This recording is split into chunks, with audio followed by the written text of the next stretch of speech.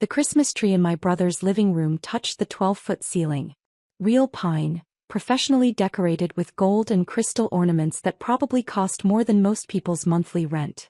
Everything in Marcus's Westchester homes screamed success. The custom furniture, the imported marble floors, the original artwork on the walls. I sat on his $15,000 Italian leather sofa, wearing a sweater from Target and jeans I'd owned for 3 years.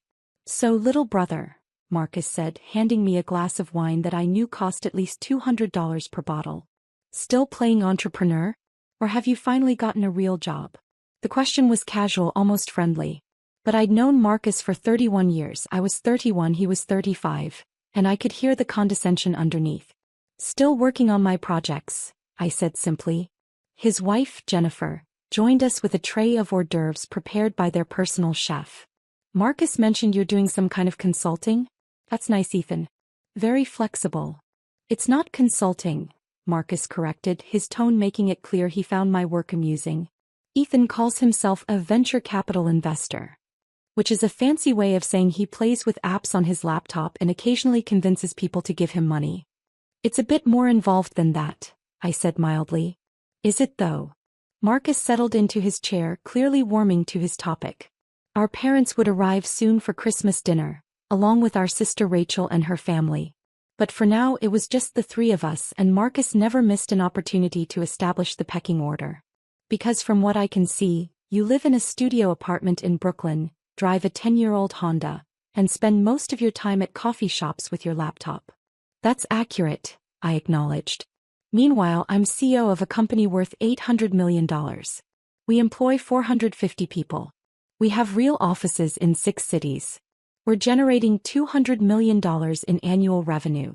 That's what real business looks like." Jennifer squeezed his shoulder proudly. "Marcus has worked so hard building Apex Solutions. The board just approved his new compensation package, $2 million base salary plus equity." "Congratulations," I said and meant it. Marcus had built something impressive. Apex Solutions was a cybersecurity firm specializing in enterprise software. He'd founded it 7 years ago, straight out of his Harvard MBA program. The company had grown rapidly, raising capital through multiple funding rounds and establishing itself as an industry leader. What Marcus didn't know, what no one in my family knew, was that I'd been funding his success since the beginning. "You could have a real job too," Marcus continued. "I've told you before, I could get you something at Apex. Maybe in operations or customer support. Entry level, obviously. You'd have to work your way up. But it would be steady income, benefits, a career path." "That's generous," I said. "I'm serious, Ethan. You're 31 years old. How long are you going to keep doing this startup fantasy thing? You need stability. A 401k. Health insurance that doesn't come from the ACA marketplace." The doorbell rang. Our parents arrived, followed shortly by Rachel, her husband Tom, and their 2 kids. The house filled with the chaos of family, coats being hung, presents being arranged under the tree, children running through rooms they'd been told to stay out of. Dinner was served in Marcus's formal dining room. A table that seated 14, set with china that Jennifer mentioned had been a wedding gift from Marcus's mentor.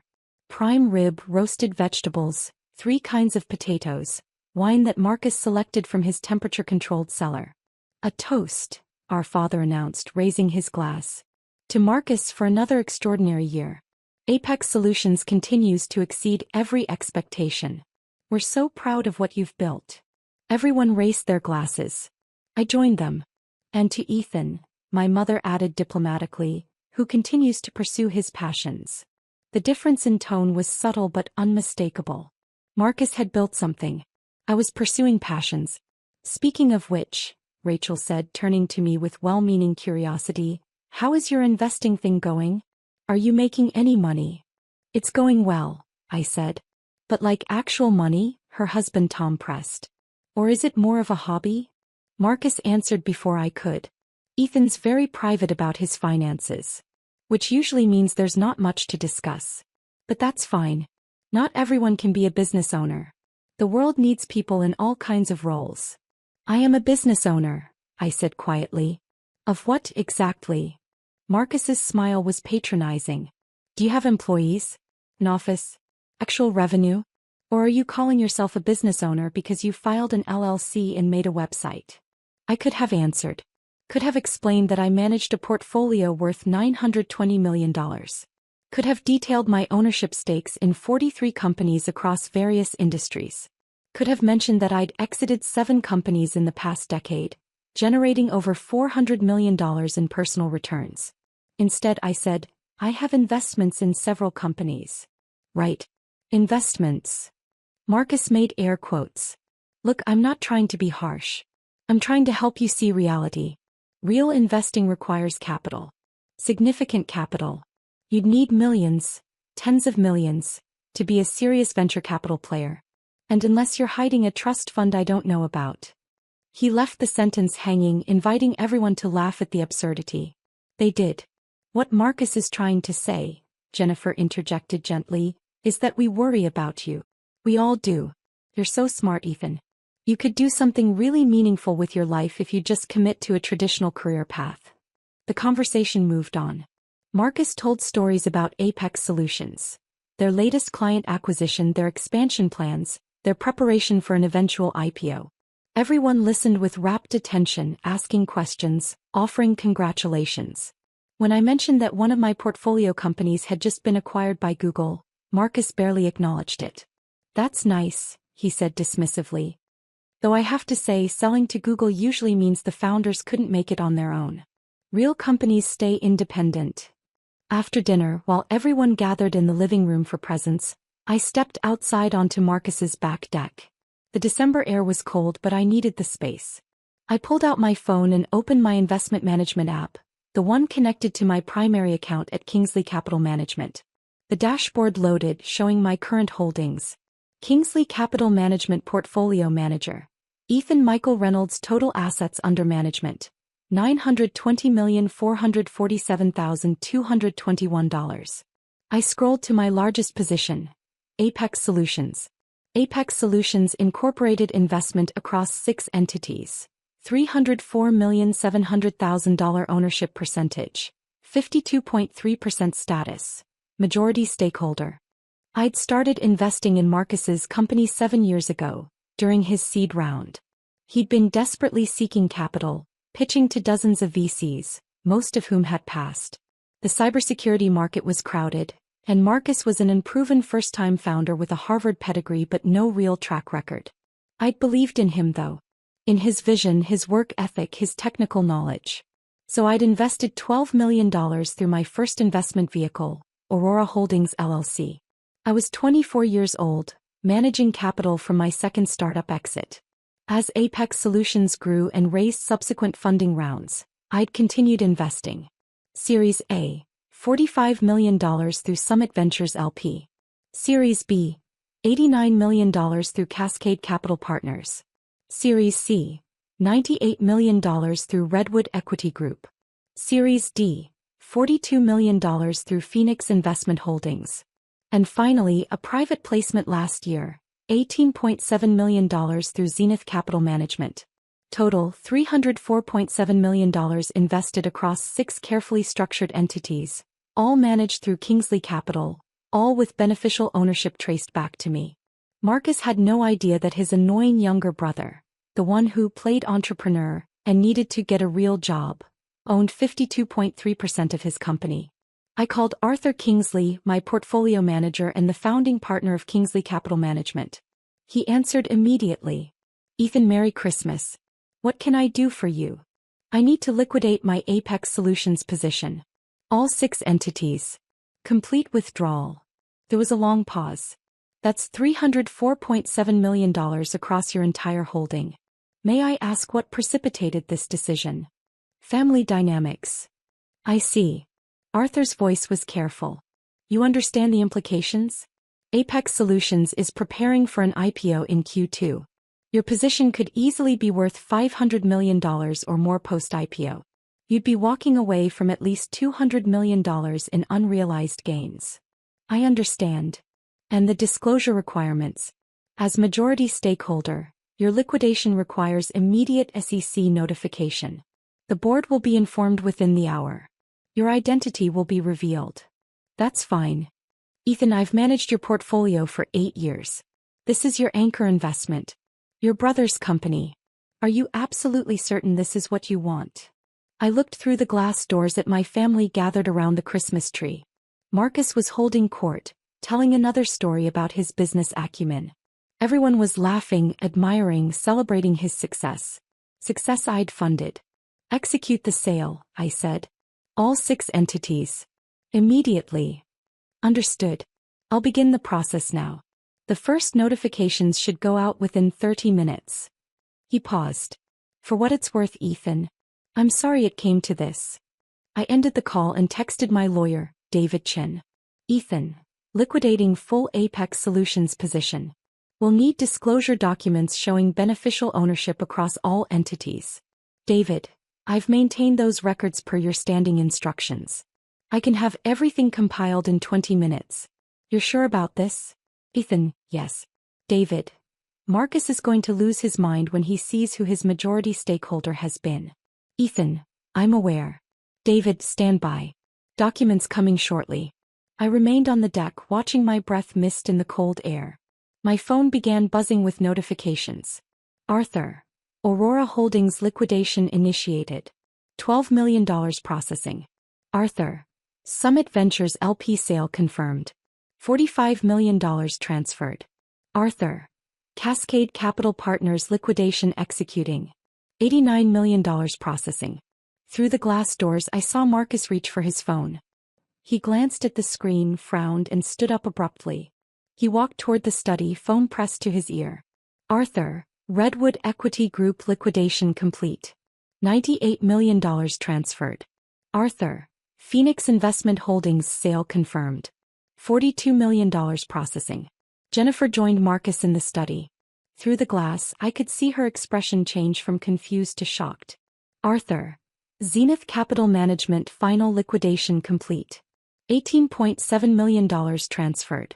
Total withdrawal $304.7 million. 0 remaining equity in Apex Solutions. The study door burst open. Marcus strode out, his face completely drained of color. He was holding his phone like it was a live grenade. Everyone needs to leave, he announced. Family emergency. I'm sorry, but we need the house cleared. Now. Marcus, what's wrong? Our mother asked, standing quickly. Just go. Please. I'll explain later. Rachel gathered her confused children. Tom helped our parents with their coats. Within 5 minutes, the house was empty except for Marcus, Jennifer, and me. I came in from the deck. Marcus was staring at his phone, scrolling through what I assumed were notifications from his board of directors. His hand was shaking. What the hell is happening? Jennifer asked. Marcus, you're scaring me. He looked up at me. Did you know about this? About what? I asked calmly. Someone just liquidated 52% of Apex Solutions. Every single share. $304.7 million. Gone. Just gone. His voice was climbing in pitch. The board is freaking out. Our IPO underwriters are demanding emergency calls. This is catastrophic. That sounds serious, I said. Serious? Serious. Marcus's voice cracked. This doesn't just affect the IPO. This affects everything. If our majority stakeholder has lost confidence, every other investor will panic. The company valuation will collapse. We could lose everything. Jennifer was reading something on her own phone. It says here the liquidation was across 6 different entities. Aurora Holdings, Summit Ventures, Cascade Capital, Redwood Equity, Phoenix Investment, and Zenith Capital. All managed by. She paused, her eyes widening. Kingsley Capital Management. I don't know what that means. Marcus shouted. I've never even heard of Kingsley Capital. These entities have been passive investors for years. They never asked for board seats, never interfered with operations, just provided capital whenever we needed it. And now they're all dumping their entire positions simultaneously. There must be a reason, Jennifer said. The disclosure filing says. Marcus scrolled frantically. The beneficial owner is required to be listed. It says the beneficial owner of all 6 entities is. He stopped reading, his face going from pale to green. Is what? Jennifer prompted. Marcus looked at me. Really looked at me. It says the beneficial owner is Ethan Michael Reynolds. The silence was absolute. Jennifer turned to me. That's you. That's your full name. Yes, I confirmed. But that would mean. She trailed off, unable to complete the thought. Marcus held up his phone, showing me the SEC disclosure document. This is a mistake, right? Some kind of filing error? Because this says you owned 52.3% of Apex Solutions. That you invested $304.7 million over 7 years. That you were my majority stakeholder. That's correct, I said. That's not possible. Marcus's voice was flat, defensive. You live in a studio apartment. You drive a Honda from 2014. You don't have that kind of money. I pulled out my own phone and opened the Kingsley Capital app. I connected it to Marcus's 85-inch television, the same way he'd been showing family photos earlier. The portfolio dashboard filled the screen. Kingsley Capital Management Portfolio Manager. Ethan Michael Reynolds. Total assets under management. $920,447,221. Recent transaction. Apex Solutions Incorporated complete liquidation. Aurora Holdings LC, $12 million sold. Summit Ventures LP, $45 million sold. Cascade Capital Partners, $89 million sold. Redwood Equity Group, $98 million sold. Phoenix Investment Holdings, $42 million sold. Zenith Capital Management, $18,700,000 sold. Total investment, $304,700,000 ownership, 52.3%, liquidated, status, complete, all positions sold. Marcus stared at the screen, then at me, then back at the screen. You have $920 million? Give or take, I said. The cryptocurrency holdings fluctuate. Jennifer had collapsed onto the sofa. How is that possible? I've had 12 startup exits, I explained. Started when I was 22 with a mobile gaming company that Facebook acquired for $28 million. Built that while I was in college.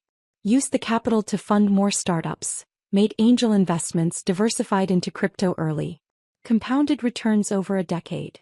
I pulled up my complete investment history. At 24, I exited a fintech platform to JP Morgan for $73 million. At 26, sold an AI company to IBM for $114 million. At 28, my machine learning startup was acquired by Microsoft for $167 million. Plus 7 smaller exits ranging from $8 million to $45 million. The television screen now showed my full portfolio. 43 active investments, 7 successful exits, positions in companies ranging from early-stage startups to late-stage pre-IPO firms. Marcus was shaking his head. This is fake. It has to be fake. Call Arthur Kingsley, I suggested, pulling up the contact. He'll confirm everything. Or call your board. They should have received the full disclosure documentation by now. As if on cue, Marcus's phone rang. He answered on speaker. Marcus, it's Robert. I recognized the voice of Robert Chong, Apex Solutions chairman of the board. We need to talk about the disclosure we just received. I'm looking at it now, Marcus said, his voice hollow. Then you know that Ethan Reynolds, your brother Ethan Reynolds, has been our majority stakeholder since the seed round? That's what it says. It's not just what it says. I've spent the last 20 minutes on the phone with Kingsley Capital Management and their legal team. Every document checks out. Ethan Reynolds invested $304.7 million in Apex Solutions across 7 years through 6 different investment vehicles. He owned 52.3% of the company. And he just liquidated everything. Marcus looked at me with an expression I couldn't quite read. Why? Why what? Robert asked. Not you. I'm asking Ethan why. I gestured to the television screen still displaying my portfolio. Because the CEO of Apex Solutions told me I needed to get a real job. That I was playing entrepreneur. That my work was a fantasy. That I should get an entry-level position in customer support and work my way up. Robert's voice came through the speaker. Jesus Christ, Marcus. You said that to your majority stakeholder. I didn't know he was my majority stakeholder. But you knew he was your brother, I said quietly. You knew I've been working in startups and investing for a decade. You knew I've had successful exits. You just never bothered to ask about the details. You assumed that because I live modestly and don't broadcast my wealth, I must be failing. Jennifer was reading something on her tablet. The stock price is dropping. It's down 28% in after-hours trading. Marcus grabbed her tablet. Oh my God. The news is everywhere. Apex Solutions loses majority stakeholder ahead of IPO. Mass liquidation raises questions about company stability. This is destroying us. Robert's voice continued through the phone. Marcus, the other investors are panicking. I've got 3 firms already requesting emergency meetings to discuss their positions. The IPO underwriters want to know if we can still go public with this level of instability in the cap table. Can we? Marcus asked desperately. I don't know. Maybe. But it's going to delay everything and our valuation will take a massive hit. Robert paused. We need to know why Ethan liquidated. Was it company performance?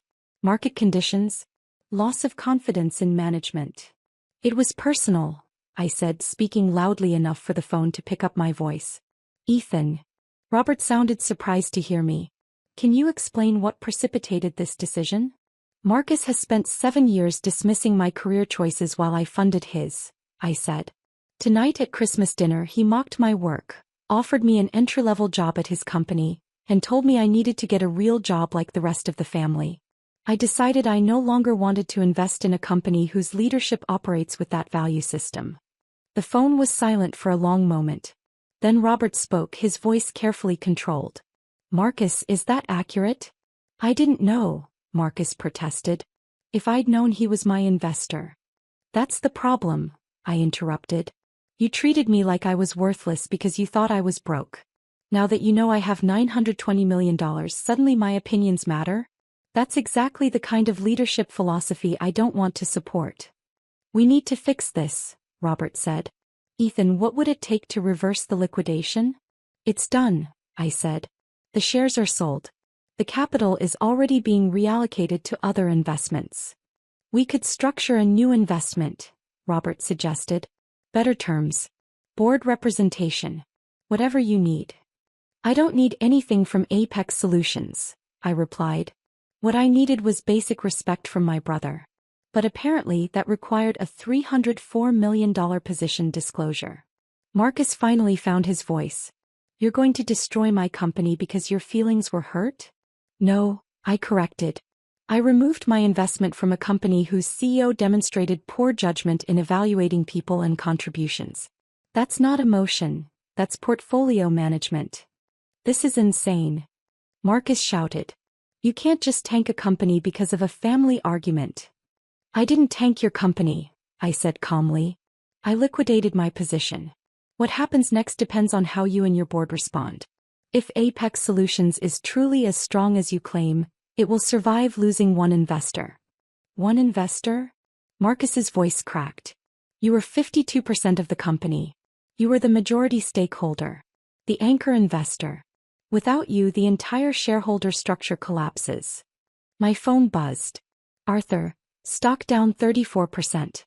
3 institutional investors have announced liquidation. Total withdrawal from Apex, $97 million so far. I showed the notification to Marcus. He read it and made a sound like he'd been punched. This is a cascade. They're all pulling out because you pulled out. The company is going to collapse. Then maybe you should have thought about that before telling your majority stakeholder to get a real job, I said. Jennifer had been quiet throughout the exchange, but now she spoke up.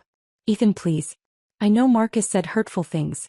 He's always been competitive with you. But there are 450 employees at Apex Solutions. People with families, mortgages, kids in college. If the company fails, they all lose their jobs. Those employees deserve better leadership, I replied. Leadership that values competence over appearances. Leadership that doesn't mock people's career choices. Leadership that recognizes contribution regardless of its packaging. Robert was talking to someone in the background. He came back on the line. The board is requesting an emergency meeting tomorrow morning. Ethan, will you attend? Even just to explain your position? I'm no longer a shareholder, I said. I have no reason to attend board meetings. As a courtesy then, please, give us a chance to understand what happened and how we can move forward. I looked at Marcus. His face was ashen, his earlier confidence completely shattered. The CEO of an $800 million company, my $800 million company, reduced to panic by a single phone call. "I'll think about it," I said. "But I'm not making any promises." I disconnected my phone from the television and headed toward the door. "Where are you going?" Marcus demanded. "Home. To my studio apartment in Brooklyn. The one you think is evidence of my failure." "Ethan, wait." "I've spent 7 years waiting," I interrupted. "Waiting for you to ask about my work. Waiting for you to show interest in my investments. Waiting for you to treat me like an equal instead of a charity case. I'm done waiting." Jennifer followed me to the door. "Please don't leave like this. Stay. Let's talk this through. Marcus will apologize." "Will he?" I asked. "Or will he apologize because he now knows I control his company's future?" There's a difference between genuine remorse and strategic contrition. I opened the door. Marcus appeared in the hallway, his phone ringing constantly. "The board is calling. Our counsel is calling. The IPO underwriters are calling. I have to deal with this. But Ethan, please, just tell me what you want." "I wanted a brother who respected me," I said simply. "Not for what I have but for who I am. But you couldn't give me that. So I'm removing my capital from your company and investing it somewhere else." "Where?" "Companies founded by people who were underestimated. People who were told to get real jobs. People who built something remarkable while being dismissed as failures." I paused in the doorway. "People like me." I left. My Honda, the 10-year-old car Marcus had mocked, started on the first try. I drove back to Brooklyn in silence, my phone buzzing constantly with calls from my family that I didn't answer. When I got home, I opened my laptop and reviewed Arthur's reallocation proposals. He'd already identified 8 companies that fit my criteria. Founders who'd been overlooked, dismissed, or underestimated. Companies building real value despite lacking traditional pedigrees or networks. I approved investments totaling $287 million across all 8. My phone rang. "David, my lawyer. The internet has exploded," he said. TechCrunch, Bloomberg, Wall Street Journal. Everyone's covering the Apex Solutions story. The narrative is, disgruntled sibling destroys tech IPO. "That's fine," I said. "It's also bringing attention to your other investments. Several of your portfolio companies have issued statements supporting your decision. They're saying things like Ethan Reynolds judges companies by their merit, not their pedigree, and this is why we trust Reynolds Capital. Integrity over convenience." "Reynolds Capital?" I asked. "That's what they're calling you. Your portfolio companies, the media, everyone. You've essentially launched your own brand by taking this stance." My laptop showed multiple news alerts. Mystery investor behind multiple unicorns revealed after Apex Solutions exit. Ethan Reynolds, the quiet force behind dozens of successful startups. Self-made millionaire walks away from brother's company after years of mockery.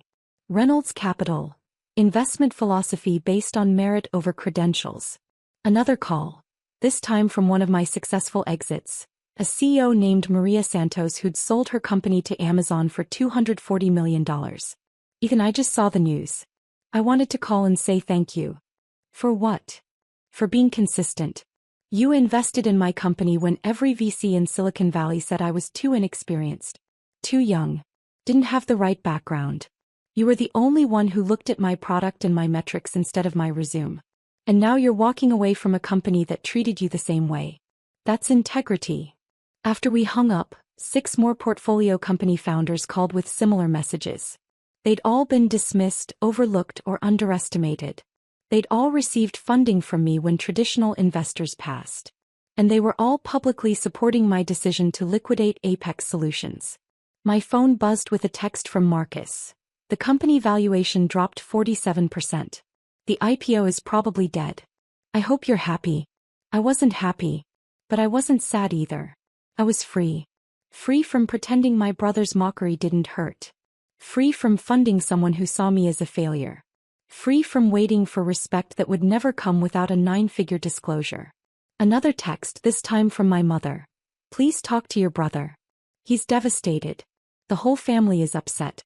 I typed back. "The whole family spent Christmas listening to Marcus mock my career. Where was the upset then?" She didn't respond. At midnight, my portfolio showed the complete reallocation. $304.7 million liquidated from Apex Solutions, $287 million deployed to 8 new investments, $17.7 million held in reserve for upcoming opportunities. $0 in my brother's company. Zero obligation to fund someone who would never see me as anything more than the disappointing younger brother who needed to get a real job. My phone rang one final time. Marcus. I answered. I'm sorry, he said. His voice was hoarse, defeated. I was an asshole. I've always been an asshole to you. I know that. And I'm sorry. Okay. Is that all you're going to say? What do you want me to say, Marcus? That I accept your apology? That I'll reinvest? That we can go back to how things were? Yes. Any of that. All of that. I accept your apology, I said. But I'm not reinvesting. And we can't go back because how things were was me funding your success while you treated me like a failure. I don't want to go back to that. The company might not survive this. Then you'll build something else, I said. You're talented, Marcus. You really are. Apex Solutions is a good company. You're just a bad brother. That's not fair. You're right, I interrupted. It's not fair that I had to prove my worth with a $304 million investment before my own brother would take me seriously. But here we are. I ended the call. Outside my studio apartment window, Brooklyn was alive with Saturday night energy. People living their lives, chasing their dreams, building their futures. None of them knew that the guy in the modest apartment with the old Honda had just reshaped the tech investment landscape with a single liquidation. None of them needed to know. Because the best revenge isn't destruction. It's building something so successful that walking away barely leaves a dent in your portfolio. It's proving that you never needed their approval in the first place. It's taking your $920 million and investing it in people who understand what it's like to be underestimated. My brother had built an $800 million company. I'd funded it. And now I'd freed myself from it. The family business would survive or collapse on its own merits. But I was done being the invisible foundation that no one acknowledged until it cracked.